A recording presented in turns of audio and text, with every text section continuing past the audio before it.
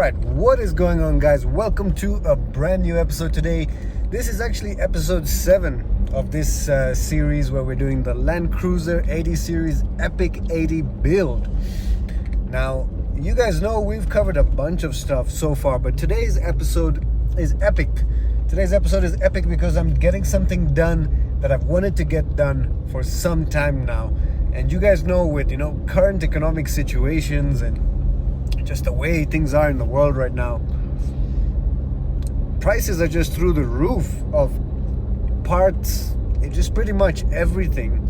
So I'm trying my best to space it out and get this build done over a period of time. But today we tackle shocks, shock absorbers. So fantastic episode for you today. I will reveal everything in just a bit. But if you're enjoying this series, make sure you guys hit like, subscribe, comment down below. It really helps the channel grow.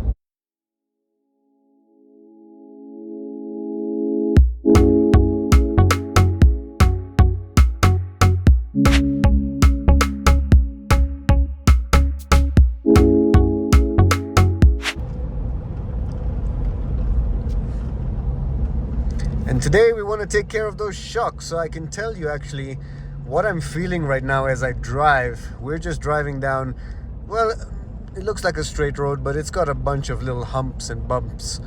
And what I've been noticing is that my car is bouncing a bit more than I would have liked. The car is definitely not as grounded on the road, and I've noticed some of the shocks are leaking. So the symptoms of bad shock absorbers are usually bumpy car, and the car sways, the car doesn't have as much control at all. I'm finding the car super bouncy, and this could be for a bunch of reasons. You guys remember that I've already got the coils of this car replaced, and those are the original coils, 25 years old. And I knew that I had to get these are the original shocks that came with the vehicle. So I knew I had to get these shocks done at some point, but it seems my symptoms have got progressively worse. And the car is, just very bouncy now. It's not composed on the road at all. So these symptoms have definitely got progressively worse. And so we're gonna get them changed out today. I have got the IRONMAN foam cell shocks. So with the IRONMAN, typically with the normal shocks, you get a gas shock, and that's just, you have some gas in between, and there's a piston, and the shock is able to absorb the pressure like that and kind of dissipate the heat. Now, if you guys want to know a bit about shock absorbers, I mean, the main thing shock absorbers do in conjunction with the coils of the car is provide that comfort, and then the shocks provide really that dampening, so that the work of the coils is to support the vehicle's body weight and kind of absorb the bigger vibrations that come from the road, and then the shock absorbers will just dampen those so that you actually get a smooth kind of ride. And so that's why when you run out of shocks, they start leaking and they go bad, the car will bounce a lot more, because it's only the coils then holding the vehicle up, and so you don't have that dampening. So I have gone with IRONMAN foam cell. Foam cell is basically different from the normal gas shock or the kind of OEM shock that I have in the vehicle right now. And the handling of this vehicle has been okay, but to be honest, with the 2-inch lift and the coils, I don't think these original shocks are made for that. They don't have the extension that you need that comes with a 2-inch lift. So I definitely need to upgrade the shocks. So these foam cell shocks from IRONMAN are good, perfectly workable with the 2-inch lift.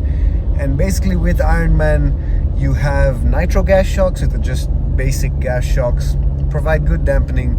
Then you go with the foam cell series, and the whole IRONMAN foam cell series is basically a layer of kind of a foam sheet inside, and that's just able to help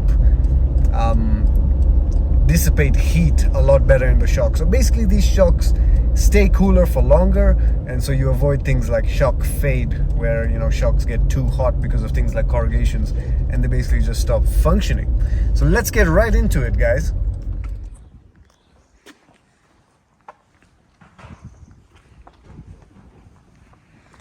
Alright guys, so we're here now. Wanted to get the work done.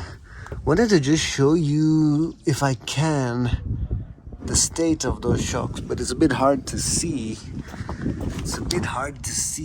Here's one, This guy looks all right. Here's another. This guy looks not leaking, but I think they're still done, you know what I mean? So we'll check this guy as well. This guy showing a bit of leakage. And this guy showing much more. So we're gonna get them changed out, guys. This is what I have today. So I have got the IRONMAN foam cell shocks. Now you guys know they have foam cell, then they have foam cell pro. But I think these ones will suffice enough. I've heard the pros are just a bit more rigid.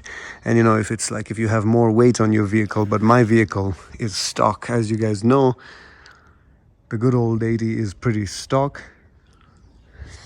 And so I think these will do a good job. So we're gonna get these installed.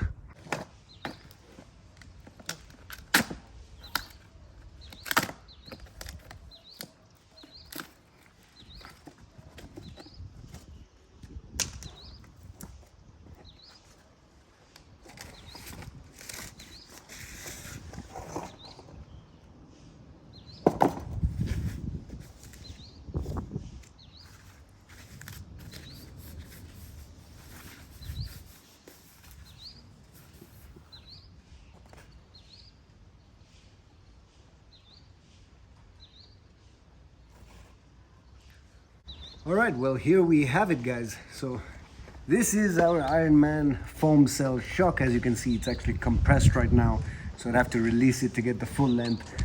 But this is the shock that I went for. This is the shock that I've chosen today. Foam cell is basically the fact that this shock has a foam, actually a sheet of foam inside. So every time this is, you know, going over corrugations or any kind of things, this particular shocks use technology of foam, which I think only IRONMAN do. So IRONMAN are the best at that. So it uses foam to dissipate the heat. So this kind of shock actually is bigger than the nitro gas shock. As you can see, the cylinder is bigger and you know, just a bit beefier, but not as beefy as the foam cell pro. So these are foam cells. I think these will do fine. From the reviews I heard that, you know, you go for foam cell pro if you've got a really loaded vehicle, and as I said, my vehicle is not loaded, so these should do a good job. And they should, you know, have good dampening as well, so that the ride is not too rough or anything like that. So over here we just got a few attachments that we'll put together with the shock.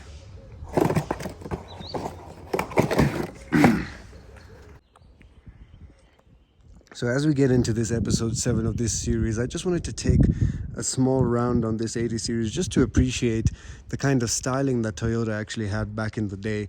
I've got to say, I mean, you can see we've got a Land Cruiser 200 series just behind.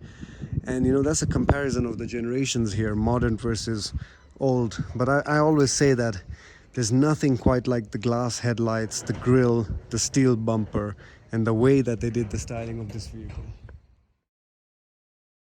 Because the shock absorber should Dampen that, yeah. take the shock.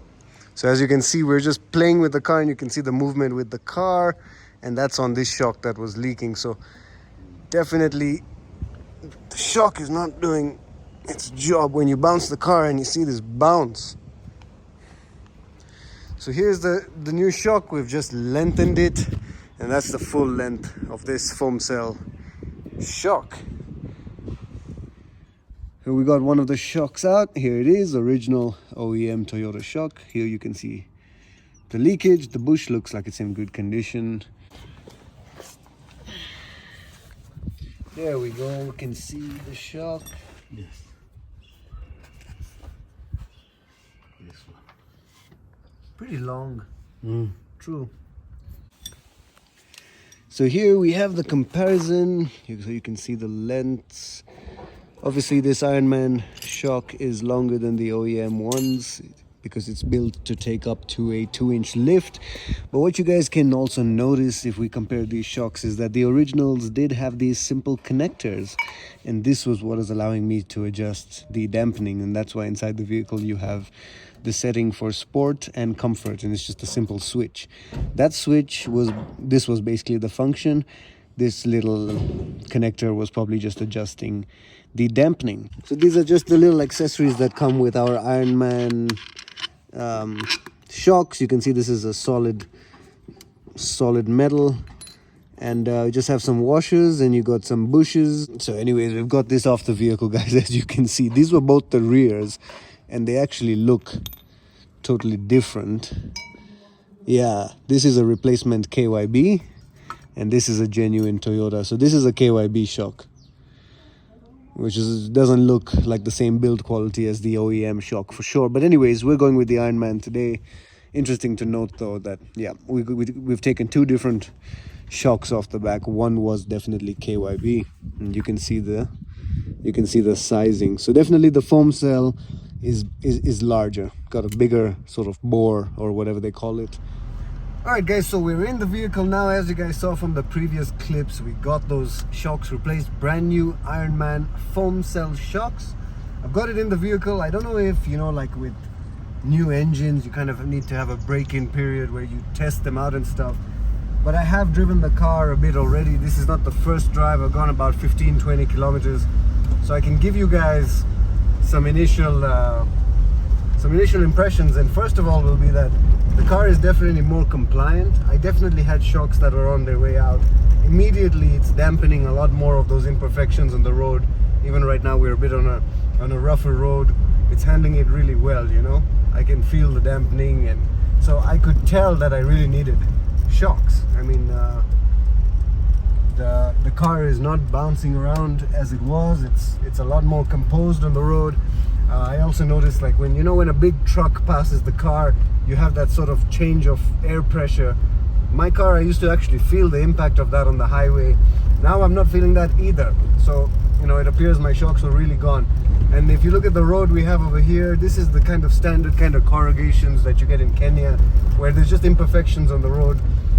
It's dealing with it much better now. The car is grounded. You know, I feel well controlled, and I'm not getting too much of those vibrations in the cabin of the vehicle. So it feels a lot more dampened, and you know, I feel a lot more insulated in this cabin now. So I definitely say that, you know, so far, I'd have to test this on corrugations. This is just rougher road, so I can give you a good impression, but I'd have to definitely take this out onto some real, you know, some real mud and some real corrugations and some real stuff to give you a better opinion. But on the rough tarmac that we have in Kenya, I think it's much more compliant. It's, you know, taking these bends really nicely. The body roll is less.